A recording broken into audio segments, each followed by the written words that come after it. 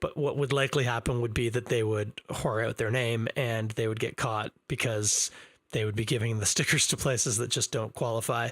And it would become sort of like what happened to Guy Fieri's cooking career.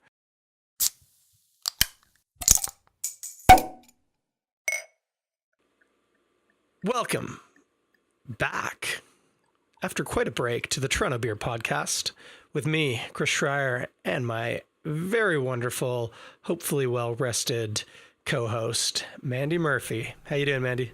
Hey, Chris. I'm very well rested. How are you doing? I'm good. I got a couple of cool things to catch everyone up on. But before I do that, the reason why hopefully you're well rested is because you have been away. I have, yeah, a rare little escape. We took off to the weekend for a little extended weekend to Mont Tremblant to go skiing. And I haven't actually done that in a couple of years, so I was a little rusty, and I'm feeling a little sore now. But it was a lot of fun, and I'll tell you about it. But we squeezed in some Ottawa and Kingston brewery visits along the way, so it was a really great trip. I'm just gonna actually open a beer from my trip right now. Nice one. And you drove out? We did, yeah. It's actually a pretty quick drive to Tremblant. It's not bad, I know. Hey, can I guess? Yeah, I'd love for you to guess. Go for it. Tooth and Nail. Yeah, how did you know? What the hell? And I can't remember the name, but did you get the pills? Yeah, we did. That's not what I'm drinking right now, but I had some pills fresh from the fermenter. Are you jealous? Yeah, although I had it kegged like the day before, so pretty close. Oh, okay. How did you know we were there? Well, because you said you'd been to Ottawa. Oh, so of course we went there. Yeah. Yeah? It's good. It's really good. Yeah, I had it, and I think a pale ale. I went and did, for everyone listening, I did a video for Cyclass Videos with Dana about their crowlers. Now, was that a crowler you just opened? No, it wasn't. I opened, just so you know what I'm drinking, I opened a Stamina, which is their Belgian-inspired session ale. That is actually what I brought home. It's in a 355. Oh, is it? Yeah? Yeah, that's what I brought home in my crowler. It was a Stamina. Beautiful. Yeah, very good beer. Very good beer. Well, let me return the favor and open mine up. Do you want to guess? You have to do it the same way I did. Brewery and then beer. Is it by Amsterdam? Yep. Is it a Bone Shaker? No. No, it's not. It is. I'll give you a hint. Okay. There was a clue in what I asked you. Oh, it's their pills. Yeah, it's the Stark Pils. Stark, that's right. And it is fantastic. I confess this is not the first one of this batch that I've had, so this isn't going to be new to me, but my golly, this is just a beautiful, beautiful Pils style beer. No, not a Pilsner, a Pils. Did you pick that up at the brewery, or did you grab it at your Loblaws? Oh, that's a good question. I haven't been to my Loblaws in a while. I don't know if they have it at Loblaws, but I got it at the brewery anyway. I was around visiting Cody one evening, and they had some in, and they also had homegrown Saison in bottles, so I got some of those. And I got a growler of Testify, which is just amazing. So it was quite a haul. Maybe not as nice as doing a Quebec, Ottawa, Kingston haul, but it was pretty good. You know what the funny thing is, Chris? We expected to actually visit a whole bunch of Quebec breweries, and we ended up spending the entire duration of our brewery tour portion of our trip in Ontario. So we checked out Stone City and Kingston. In Ottawa, we hit up Big Rig and Beyond the Pale and Tooth and Nail. And we didn't go to a single brewery in Quebec, nor did I drink we didn't visit a single brewery in Quebec. And I was about to say, nor did I drink any Quebec beer, but that is false because we spent some time at the brew pub in Tremblant. So, what's the brew pub in Tremblant? It's called La Diable, and it's fairly small, but there's not a lot of local beer to be had in the Intra-West Resort, like in Tremblant. We were staying like ski out right in the village. Yeah. And so when it came to local beer, that was pretty well our only option. Well,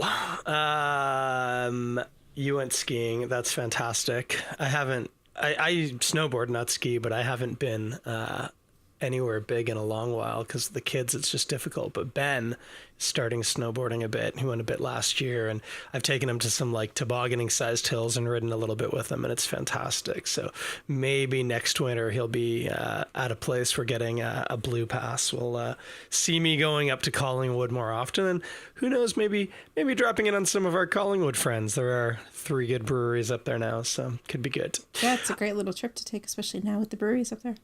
Tell me about it. I would love to. I'm stoked and have been excited about stuff because at this very moment, I have a video on YouTube unlisted, so nobody can see it except people I've given the link to.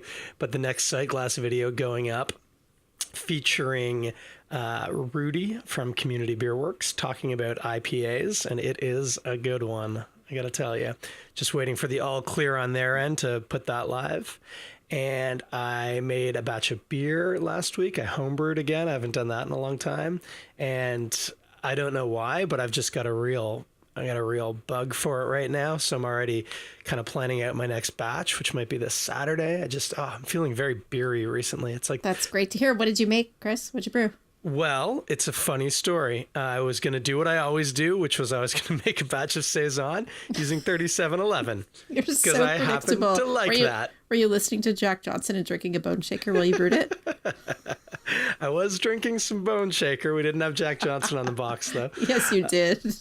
No, only because we don't have anything set up to play music out there. So, but was it Wednesday, I guess, that was like so warm, and me and Josh were wearing t-shirts and very happy, and I smoked 2 cigars and it was great. But no, what happened is I went to grab yeast at, I was going to get it at Brew North because of course that's our local homebrew shop, but they were closed for the week for vacation. So I ended up going out to the new Toronto Brewing, which is quite nice.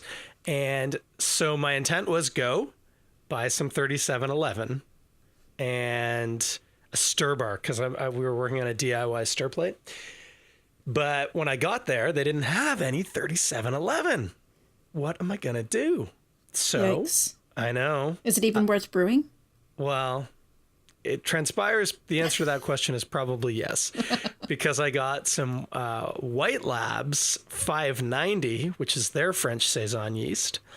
But when yeast expires in the fridge at, when it's coming up to close to expiry at Toronto Brewing, they do a price drop on it because obviously they want to move it. And when it's expired, they just give it away for free. And there was a smack pack from Y Yeast of their Bière de Garde that was expired. And as well, actually, a Yeast Bay vial of their Brussels Brett blend. And they were free. So I grabbed them both. So I grew up starters from the French Saison and the Bière de Garde. And because I do 10-gallon batches and always split into 2 5-gallon carboys anyway, when I split them, I pitched one on the Bière de Garde and one on the Saison. And they have been happily fermenting away since. And it's interesting. The Bière de Garde is like not flocculating out. It's like milky looking, whereas the Saison is not clear, but it's certainly dropping. So I've been thinking about possibly experimenting a little bit with a gelatin fining and see if I can clarify the Bière de Garde that way if it doesn't drop bright by the time the fermentation on primary is done. But that's some pretty high level homebrew geekery. But this is it. Like I'm all jazzed. That's pretty cool. I love the idea of being able to taste the two side by side and really be able to see what how the yeast changes it. Yeah, to some extent. I'm going to have to keep a bottle or two of Saison because I'd normally plow through the Saison pretty quick. Whereas the Bière de Garde is going to need to age out a little bit. It's apparently pretty notorious for being a bit funky right out of the fermenter. So, but I will make an effort to do that. But yeah, I like doing that. We've done that before. We did that with the Saison batch last year. It's actually how I discovered 3711 was we did a split batch of 3711 and White Labs farmhouse blend, which I found out afterwards would have done better to have aged out for a couple of months because there is some Brett in there and it takes a while for that to work. But both the farmhouse ales we got were nice, but the French was fantastic. So super cool. The WP 590 is what we used in not from Toronto Brewing. I believe we got it from a larger supplier, but that's what we used in the anniversary number 3 Saison. Oh, Very cool. Mm-hmm. Huh. That's awesome. All right. Let's move along now that we're caught up. Anything else you want to catch up on? No, we'll do it as we go. All right. So I was away. We haven't spoken since I got back from Florida. You need to tell me about your Florida beer adventures. Well, I'll cut it short because I have a topic I really want to address that will cover some of the Florida stuff in it. But in short, fantastic. If you ever travel anywhere in the States, anywhere near a Total Wine, I would highly recommend checking that place out. That is where I got all of my beer. It was fantastic. Prices were amazing. I'm drinking like 4-week-old Dale's Pale Ale from Oscar Blues, even fresher Jai Alive from Cigar City. Oh, it was amazing. But I had a bit of an epiphany, and it was a confirmation of something that I've been saying for a long time, but it really became apparent to me, and it was this. If you've been involved in the beer scene around Toronto or Ontario for more than probably, I would say, 3 years, and you'll still hear it today, but it was a really common saw that you would hear, which was, oh, Ontario, we're always like 2 or 3 years behind the US in our brewing. And so, when they started barrel aging, we didn't start barrel aging until later. And when sour beers took off in the US, they didn't take off for a while with us. And I mean, similarly, like Sierra Nevada Pale Ale came out, I can't even remember when, 90 or 80 something, like late 80s something. And it took us a while to kind of crack into that New World style pale ale. And so historically, it was an accurate thing to say, but I was becoming more and more skeptical as to the veracity of it.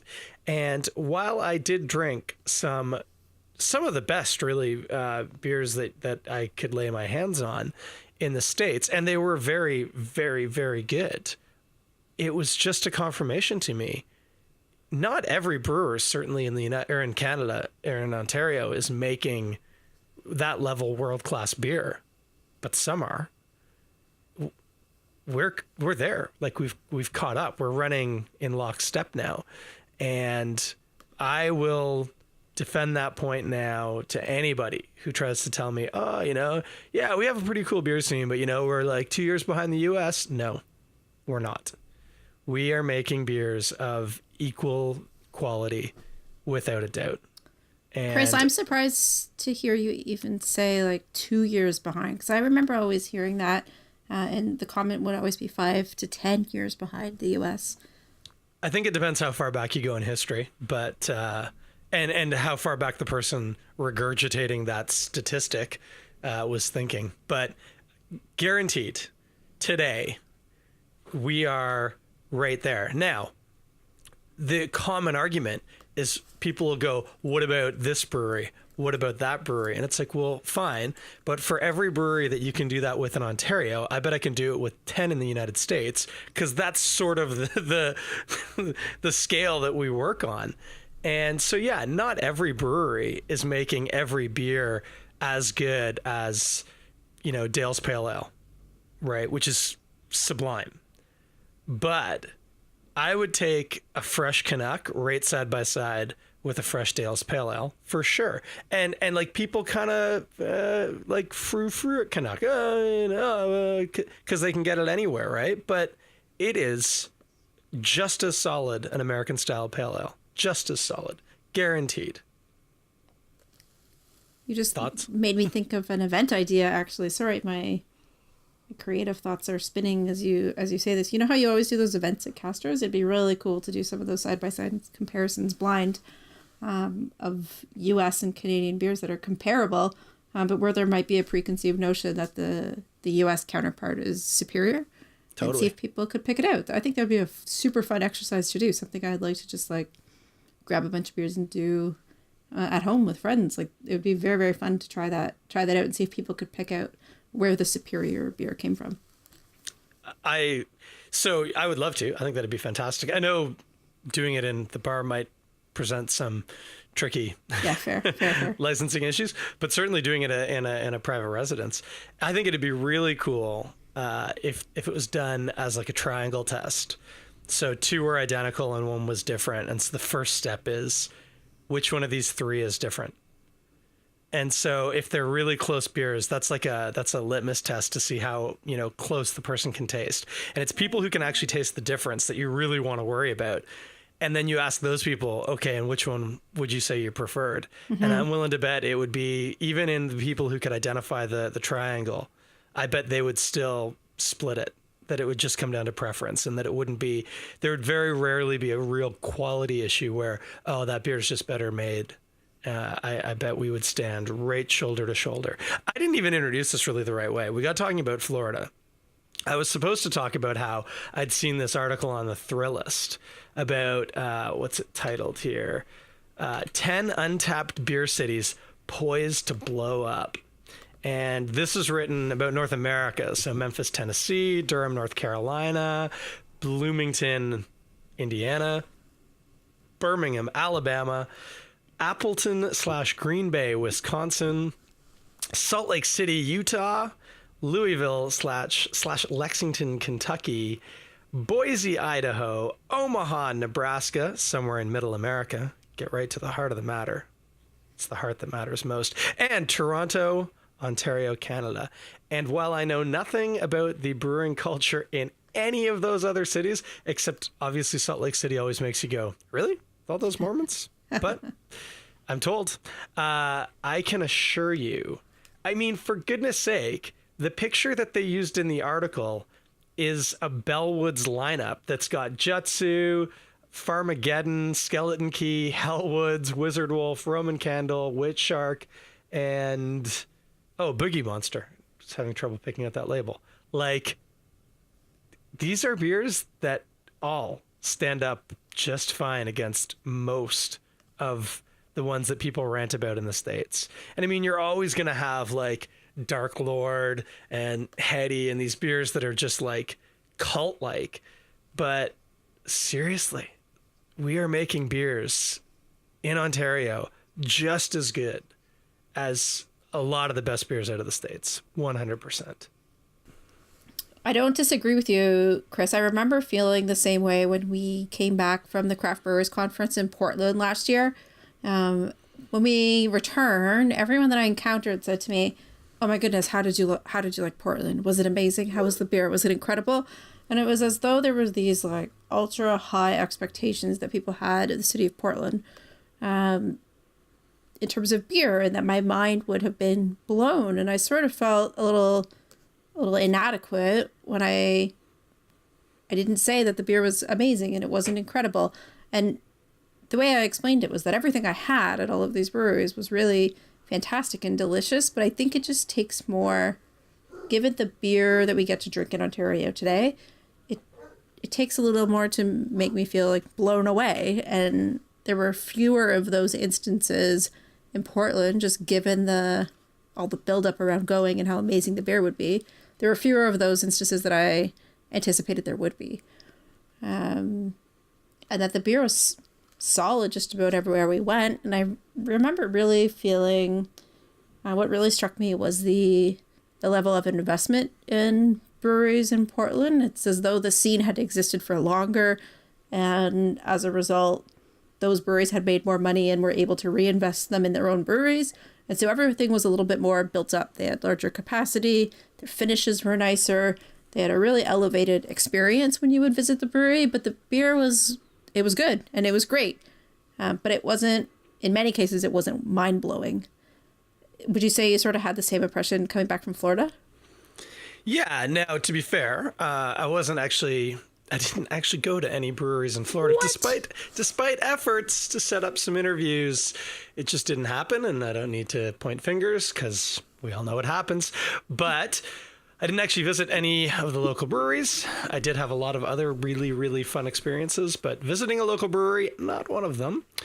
So I wasn't drinking brewery straight beer, but I was drinking some very, very, very cool, very fresh stuff. And yeah, I mean, drinking things, I keep going back to the two that kind of topped my list, which were Dale's Pale from Oscar Blues and Jai Alai from Cigar City. They were fantastic, like top level stuff.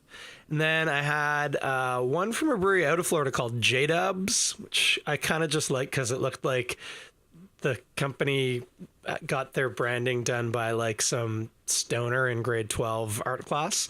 It's not to say it was unattractive. It just had a very specific kind of look to it.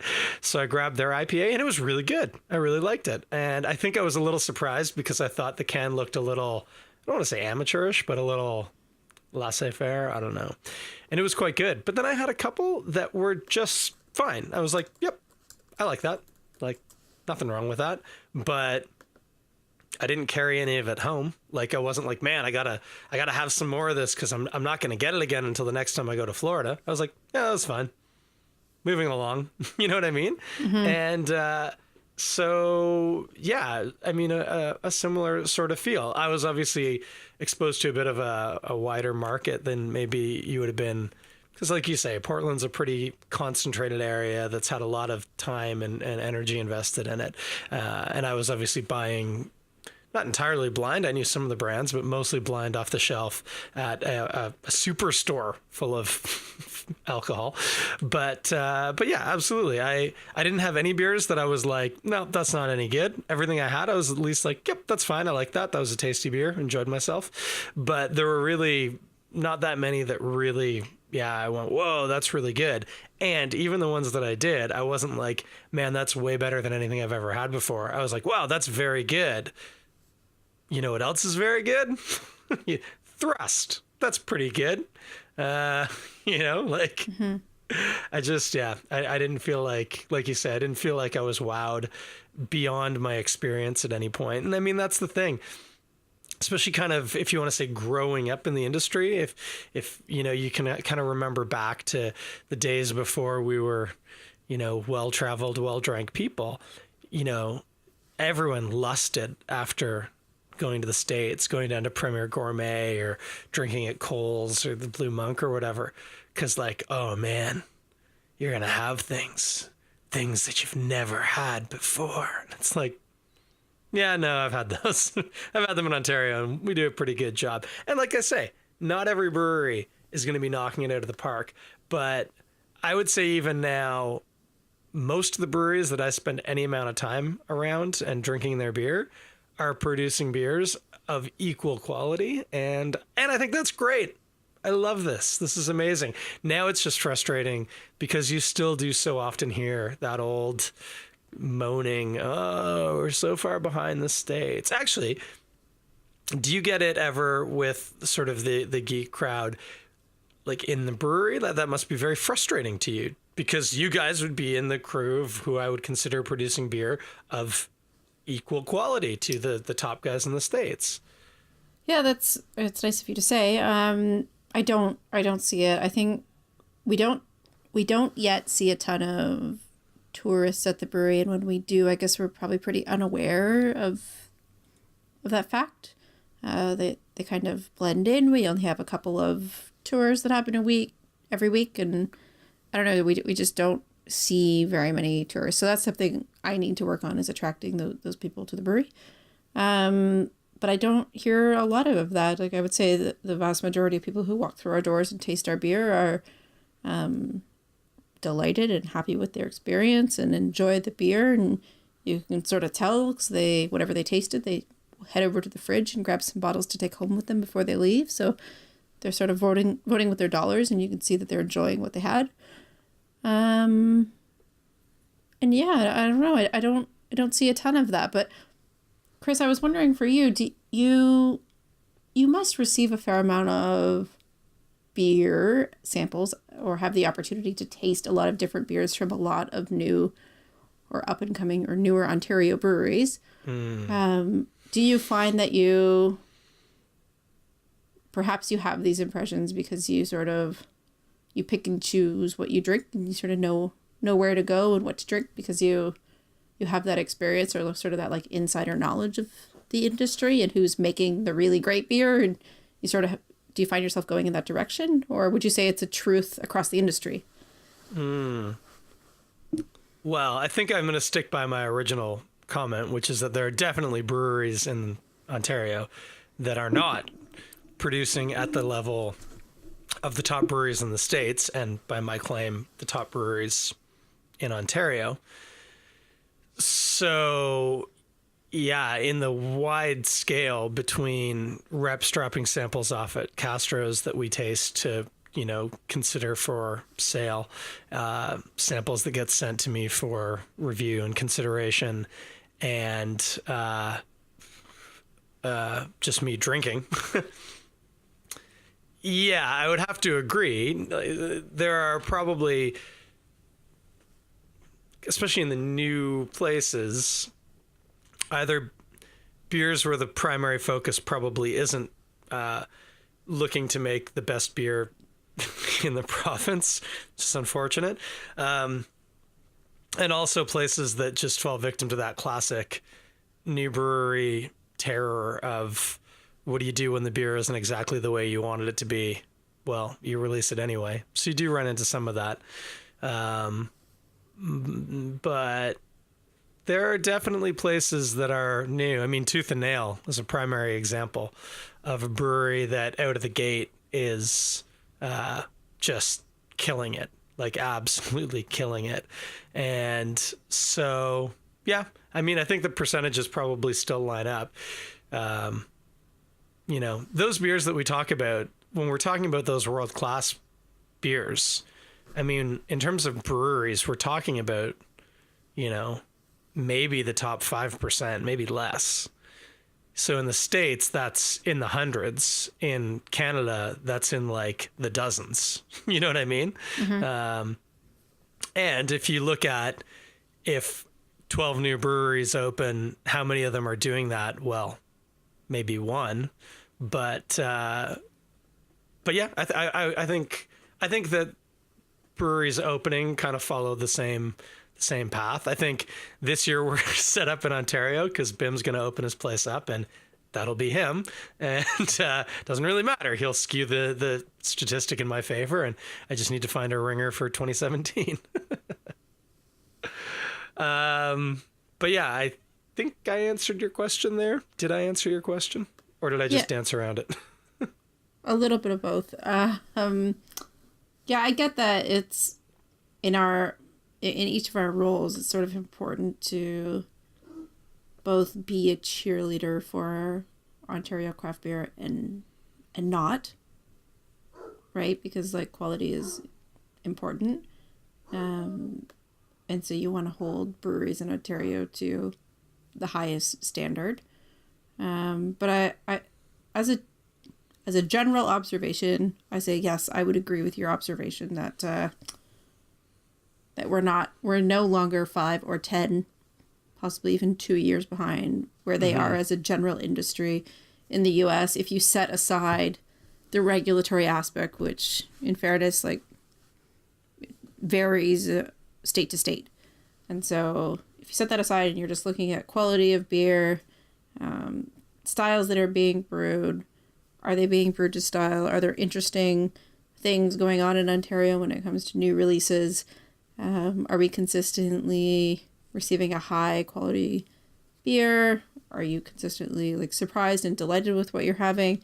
I'd say that we are probably on par with what's going on in the US, but I would say it's also a vast generalization. Like, I don't know that I spend enough time tasting new beers from new breweries in the US. And the rare chance that I get to experience US craft beer, there are just so many great ones that I gravitate toward seeking those out, picking them and drinking them, because I don't get to taste them very often, right? So it's like you have these preconceived notions and ideas of what's good, because the data doesn't lie, and you sort of know that that's what you need to look out for. Mm-hmm. And I find that I spend all my time looking for those and choosing them and drinking them, that I'm probably missing a lot of the new stuff. Mm-hmm. And that's probably where a lot of the variable exists, is in the new stuff, right? Like, there's probably really great stuff and stuff that's not so great. And I would say the same is probably true in our market. There's stuff that's great and not so great. Mm-hmm. And that's okay, because we're we're a growing and evolving industry, and we're actually growing pretty rapidly. So as long as the bulk of it or the majority is really good, we'll continue to succeed and we'll continue to grow. But I don't know. I just don't know what's new on the scene in the US unless it's really getting talked about and it's receiving acclaim. Why would I get it? Because all my time and energy and money is spent looking for the really good stuff that I know is a sure bet and a sure thing. And that's sort of what I was trying to get to with the Ontario piece. It's like, you probably get to drink a lot of brand new, like green, fresh stuff, like stuff that not everyone gets their hands on. So you would have a different perspective on this than most. Is it like? Well, it's funny. As an example, I received a 6-pack of beers from Mill Street. It's their spring sampler pack, and actually, I will say, I've only had 2 of the 3. It's a 6-pack, 2. 2 of the 3. I had the IPA, which, to be fair, when I drank it, I went, tastes kind of like somebody tried to make Sierra Nevada Pale Ale. It's made apparently mostly with Cascade hops, so totally makes sense. Like, that's what Sierra Nevada Pale Ale is. I wasn't like, by any standards, blown away, but I was like, okay, that's not bad. I can live with that. And then I just had, while I was watching, actually, Empire Strikes Back with Ben. Woo! They have one called the Don Valley Bench, which is a wheat beer, Belgian style wheat beer, I think, that they aged in some type of wine barrel. And it was for some Chardonnay festival or something like that. But I was really expecting, because barreling beers is not an easy feat. I was thinking, this could be really, it might not have nearly enough barrel, or it might be like hit you in the face with oak. And I was like, oh, no, that's not bad. That's better than a lot of badly done barreled beers I've had. So those would be like new middling beers. They weren't great, but they certainly weren't bad. I'm not going to pour out the other 2 of them. I was like, oh yeah, those are fine. So like you say, I mean, drinking something effectively blind, and actually, let's be honest, because we can all be honest here, guys, drinking something with some pretty negative preconceived notions and being kind of pleasantly surprised. Oh yeah, okay, that's not so bad. Similarly in Florida, as I noted, I knew Dale's was going to be knockout. I was 99% sure Agile I was going to be a knockout. Everything else that I bought was completely unknown. I bought a Terrapin Mosaic, which was really nice. Certainly not, gonna knock down anything in Ontario, but it was a good beer. The J-Dubs I thought was nice. Everything else was just fine, but I didn't hit one beer blind that I was like, wow, that's top quality. Right? Like, they were all fine. Some of them were from notable, respectable breweries. And I was just like, it's good beer. No big deal. So totally. I mean, I think I probably get the same experience here in Ontario. Now, as you note, where do I actually invest my energy? In buying Bone Shaker every time I can, because I think it's fantastic. But yeah, no, I feel comfortable with the comparison. The one thing I will say is that we definitely still get a lot of contributions from brewing in the States. So for instance, going back to the video that I've got going with Rudy from Community Beer Works, a lot of what he talks about is how they're pushing late hopping versus the old school way of making new school IPAs. So if you think back to sort of the IPAs that kind of broke everybody's faces, which were 60, 90, and 120 minute from Dogfish Head, the whole point of that beer was from the minute the boil started, they were adding hops. They made a thing that just gently shook hops into the kettle the whole time the boil was going. So you had hops that had all the alphas completely isomerized right in and as saturated with hop oil as you can get, right through to the leafy ones at the end. that just added aroma and no bitterness. And that for a long time was the model. And certainly that was how a lot of IPAs that have a lot of traction in Ontario maybe weren't made with that level of continuous hopping. But that idea of ongoing, near constant hop additions was something that Ontario brewers tried. Rudy was talking about was moving to, high percentage late hop to entirely late hop. So he actually talks about a beer that's an IPA, which has no boil hop additions. They're all added in the whirlpool, which is kind of crazy if you know about making beer. What's amazing is he said, oh yeah, it's an idea we took from this other brewer and blah, blah, blah, blah, blah. But right now, there are breweries in Ontario also doing that. So I don't know if it's the connection in the industry or just that ideas spread quicker through the web or social media or what the deal is.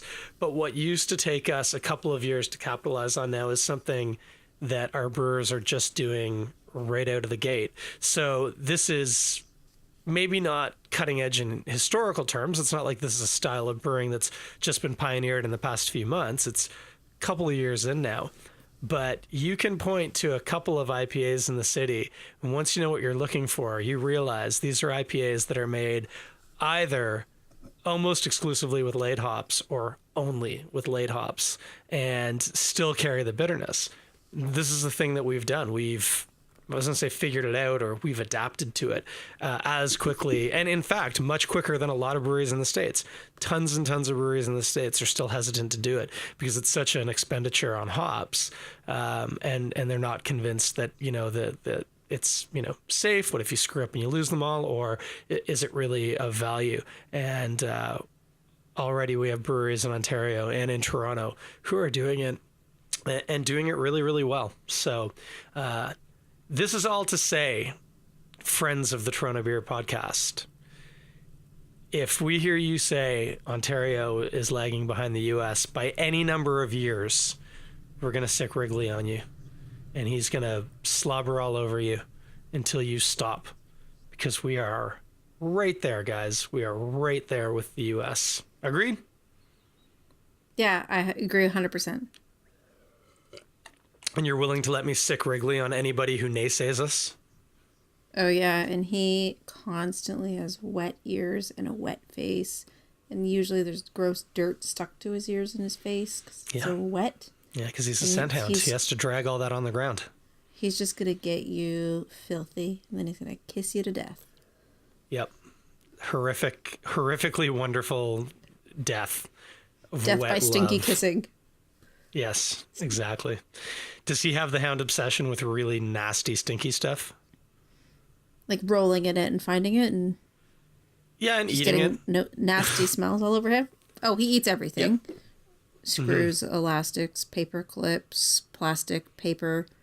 What about dead stuff? Like moldy things covered in maggots, excrement? He hasn't really had the opportunity to find that. He does eat cat poop, so yeah, gross smelling things. Yeah. Yeah, so he's pretty stinky, but he's not into our old dog Spice. She used to like to roll in things that she found that were smelly so she could get it all over her. But Wrigley's happiest when he's had a fresh bath and he smells like flowers. So that makes me quite happy. He just likes to eat nasty things. Yeah, terrible. Yeah. Well, what do we got coming up now? It's been a while. Spring is sprung. We got to have some events coming down the pipe. Yeah, I don't know. I'm looking forward to, obviously, the baseball season returning. We're not far off of that. We've actually had all the preseason games and spring training stuff playing on the TVs in the tap room. So to me, it kind of feels like summer already, which is beautiful. At lunch, you can sit down at the bar and eat your lunch and watch a baseball game and drink some beer. So that's as good as summer as far as I'm concerned. Yeah, it's pretty nice. So we're looking forward to that, and just in planning mode for all of the summer events. But I don't have anything too major in the short term. What about you? I have nothing beer related anyway. Nothing. Which aside from making more beer myself, nothing at all. There must be events coming up. I've been getting really good at not ignoring emails, but being very cutthroat with what I kind of let through my dome of mental security. And events have not been high on the list of things getting through that nearly impenetrable defense. So I don't know. I was gonna say OCB week's coming up, but that's in June, I think. Yeah, not even close. Not even close. Only Cafe has got to have a spring craft beer festival coming up. I think that's normally in April sometime. Yeah, I'm sure. So I'm sure they will, somewhere around there. For us too, there are a lot of spots around town that have been around for a long time that are interestingly converting their draft lineup to craft. So I don't know. Like the Grover, right out of the gate. The first place I think of is the Grover. My geographic local, really. Yeah, they've done that now for quite some time. They've been in the craft game for a while now, and they're really upping their game when it comes to like seasonals and one-offs and bringing in really interesting and high quality stuff. Yep. But there are a lot of places you wouldn't really expect. So who knows? Maybe that'll make an interesting topic for a future podcast. Just looking at that trend in Toronto, because I'm seeing it day in and day out, and it's really actually keeping us quite busy. But just looking at some of the bigger chains or more established beer places around town that were heavily macro and are really starting to tune into what's going on in craft and switching over a lot of their taps. So it's really interesting, and it's keeping us pretty busy. Well, it's fantastic. Yeah. I think somebody really ought to do like an Easter weekend beer festival. Well, I think there's I may be wrong, but I feel like there's an edition of the Brewer's Backyard that happens on Easter weekend. There normally is. Yeah. They normally do a holiday weekend. There 100% is. It's happening on the Good Friday at the Brickworks. Oh, is it the Brickworks? That's good. Yeah. Well, that's nice. Good Friday's out for me, but but if you are in the area, Brewer's Backyard is always a really nice event, and anyone who's been to the Brickworks knows it's a great space. So you can go check that one out. Are you guys pouring at it? Do you know what the theme is, or? I won't be pouring at that one. We're talking to Cass at the festival to get into a future Brewer's Backyard, but we won't be in attendance at the Good Friday event. So I don't know who the brewers are. I'm not sure if it's been announced, but we're not there. But I will likely personally attend. So nice. And you guys planning another Buffalo bus trip? I am. Yeah, the details will be coming soon on that one. We're in planning stages on it right now, but it's likely to take place in June. Cool. And are you just still doing just one, or are you gonna bite the bullet and expand the selection? In terms of dates, or? Yeah. I've been hassling you last year that you should have added another date. Yeah, I won't be adding a date, but I'll almost certainly be adding a bus or two. Oh, okay. So big do. Yeah. It should be a lot of fun. Sweet action. Well, I think that's it. I think that's good. We're like surprisingly under time right now, which is great. Yeah, I think it's good. Yeah, we'll keep this one short for you kids listening at home. Don't stay up late. Or if you do something else. Drink some beer. Go crack open a fresh, delicious Ontario-made beer and know that you are drinking a world-class product, maybe, and enjoy it because it's really, really, really good. Let's do this in 2 weeks. 2 weeks, 2 weeks. Yeah. It'll be well clear. I might be in tax mode. I don't normally file until the last minute, so. Oh dear.